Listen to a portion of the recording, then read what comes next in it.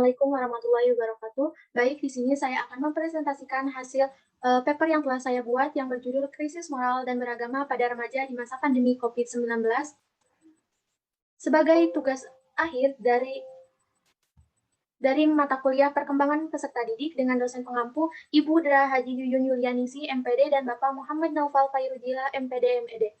Perkenalkan, nama saya Aida Rama Kamila dengan NIM 121208009 dari kelas 2A Prodi Pendidikan Kimia. Adapun topik pembahasan, yang pertama ada pendahuluan, lalu yang kedua ada metode, yang ketiga hasil, yang keempat pembahasan, dan yang kelima kesimpulan. Topik yang pertama, pendahuluan. Apa sih itu krisis moral dan beragama? Krisis moral sendiri merupakan pudarnya sikap, karakter, dan perilaku yang berhubungan dengan kebaikan seseorang. Krisis beragama berarti pudarnya kekuatan spiritual, keagamaan, sikap, karakter, dan perilaku yang berhubungan dengan nilai-nilai ketuhanan. Pada saat ini, wabah COVID-19 yang tengah menjadi pandemi di seluruh dunia dengan sebanyak 535 juta kasus di seluruh dunia dan termasuk 6,6 kasus yang terjadi di Indonesia. Pandemi tersebut tidak hanya memberikan dampak langsung dalam aspek kesehatan, melainkan aspek kehidupan yang mempengaruhi sikap manusia itu sendiri. Pembelajaran tatap muka diberhentikan sementara dan digantikan dengan metode daring atau online. Pembelajaran biasanya melalui media online seperti video conference, Google Classroom, e-learning, dan lainnya. Namun, jika dilihat saat ini, metode tersebut secara perlahan merusak moralitas pada remaja, di mana moralitas sangat penting untuk ditekankan dalam proses pendidikan agar remaja mempunyai tingkah laku baik buruknya tingkah laku ditentukan oleh diri mereka sendiri dalam setiap tindakannya. Karena para remaja yang kelak akan menjadi generasi penerus bagi bangsa kita. Ternyata COVID-19 ini tidak hanya berdampak pada moralitas saja, namun memberikan dampak juga terhadap keagamaan seorang remaja yang memiliki fungsi sebagai suatu sistem nilai yang memuat norma-norma tertentu yang akan menjadi kerangka acuan dalam bertingkah laku maupun bersikap agar sejalan dengan agama yang dianutnya. Lalu yang kedua ada metode. Pada penelitian ini, metode yang digunakan adalah metode deskriptif. Penelitian mengumpulkan data berupa jurnal dan artikel terdahulu yang berhubungan dengan tema penelitian ini. Adapun data yang digunakan adalah data kualitatif diperoleh dari review jurnal yang relevan dengan tema penelitian. Lalu, teknik pengumpulan data menggunakan studi kepustakaan dengan membaca beberapa jurnal terdahulu dan artikel-artikel penelitian. Lalu yang ketiga ada hasil. Coopers menguraikan bahwa manusia sebagai makhluk sosial berarti manusia dituntut untuk senantiasa melakukan hubungan sosial dengan manusia atau individu lain dalam hidupnya. Sejak manusia membentuk pribadinya sampai ia kemudian meninggal dunia dimanapun manusia itu berada. Sedangkan pada masa pandemi ini diadakan PSBB dan PPKM yang menyebabkan kurangnya interaksi antar individu yang mempengaruhi sikap individu itu sendiri. Yang dimana pada saat ini masih bisa dikatakan bahwa keadaan remaja seseorang masih belum mempunyai arah. Seseorang yang tergolong remaja sedang dalam fase pembentukan karakter menurut psikologi. Faktor inilah yang menyebabkan banyaknya remaja melakukan tindakan bertentangan dengan norma dan menimbulkan krisis moral.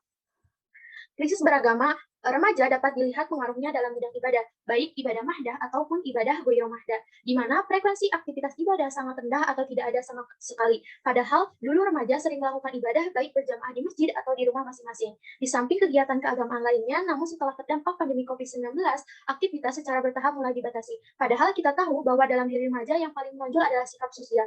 Sifat sosial yang hadir pada diri remaja ada yang positif dan negatif.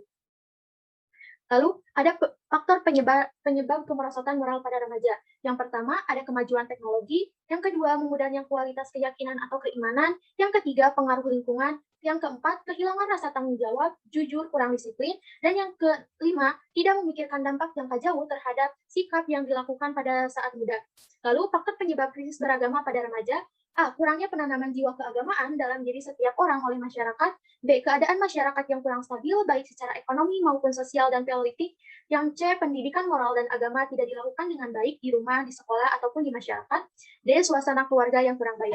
E. Kurangnya bimbingan untuk mengisi waktu luang dengan cara yang baik dan mengarah pada perkembangan moral dan agama. F. Banyaknya tulisan-tulisan, gambar-gambar, siaran-siaran yang tidak mengaidahkan dasar-dasar dan tuntutan agama. Lalu yang keempat ada pembahasan. Krisis moral yang saat ini mencengkram remaja di Indonesia sudah cukup krisis. Orang tua tidak lagi menjadi agen sosialisasi primer karena remaja sekarang dapat memilih siapa yang mereka inginkan sebagai panutan. Media sosial juga berdampak besar pada mentalitas remaja. Pandemi COVID-19 telah menghambat kehidupan sosial remaja karena pemerintah telah melarang masyarakat membentuk kerumunan karena takut menyebarkan virus di kerumunan. Banyak sekali kerusakan moral atau karakter para remaja yang terjadi di media sosial. Salah satunya dampak dari krisis moral yang ditimbulkan oleh media sosial adalah saat ini banyak orang, terutama remaja, menjadi antisosial terhadap orang-orang di sekitar.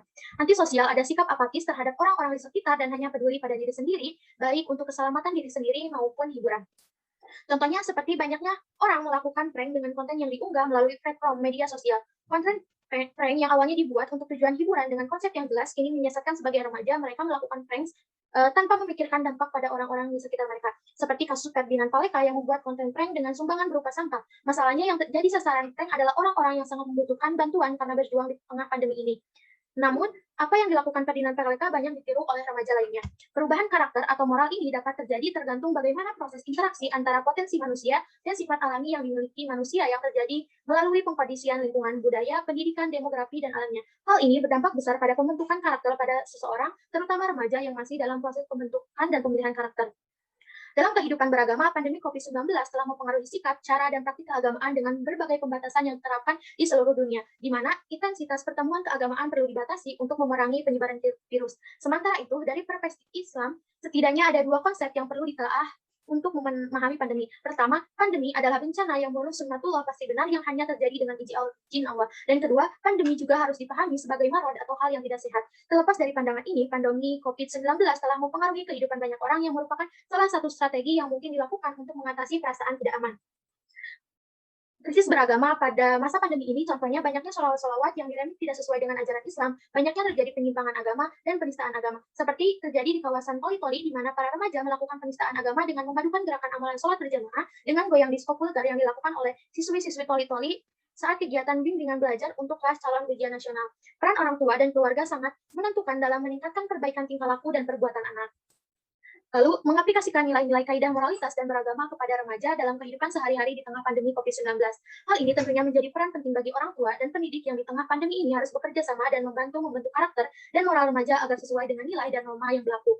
Ada solusi krisis moralitas. Yang pertama, menanamkan pendidikan karakter sejak dini.